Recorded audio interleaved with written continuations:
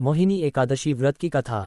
सतयुग से चला आ रहा है ये व्रत। इसके बारे में महर्षि वशिष्ठ ने श्रीराम को और श्री कृष्ण ने अर्जुन को बताया। आज वैशाख महीने के शुक्ल पक्ष की एकादशी है। इसे मोहिनी एकादशी कहा जाता है। स्कंद पुराण के वैष्णव खंड के मुताबिक समुद्र मंथन से निकले अमृत की रक्षा करने के लिए इस दिन भगवान विष्णु ने मोहिनी रूप लिया था। इस एकादशी का व्रत करने वाले को एक दिन पहले यानी दशमी तिथि की रात से ही व्रत के नियमों का पालन करना होता है। इस व्रत में सिर्फ फलाहार किया जाता है। वैशाख महीने के शुक्ल पक्ष में होने से ये भगवान विष्णु की पूजा, व्रत और दान के लिए ये दिन बहुत ही खास माना जाता है। इस दिन नियम संयम से रहकर किए गए पूजा पाठ और दान का फल कई यज्ञ के जितना होता है।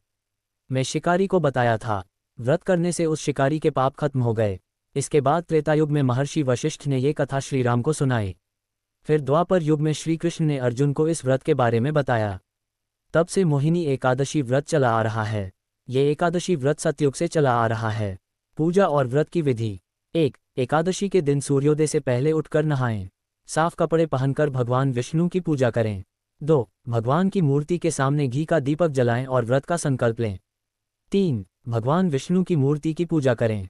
पंचामृत और जल से मूर्ति का अभिषेक करें। 4. पीले फूल और तुलसी पत्र चढ़ाएं।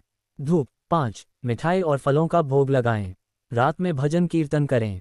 मोहिनी एकादशी का महत्व। मान्यता है कि वैशाख महीने के शुक्ल पक्ष की एकादशी का व्रत रखने से मानसिक और शारीरिक मजबूती मिलती है। इस उपवास से मोह खत्म हो जाता है, इसलिए इसे मोहिनी एकादशी कहते हैं।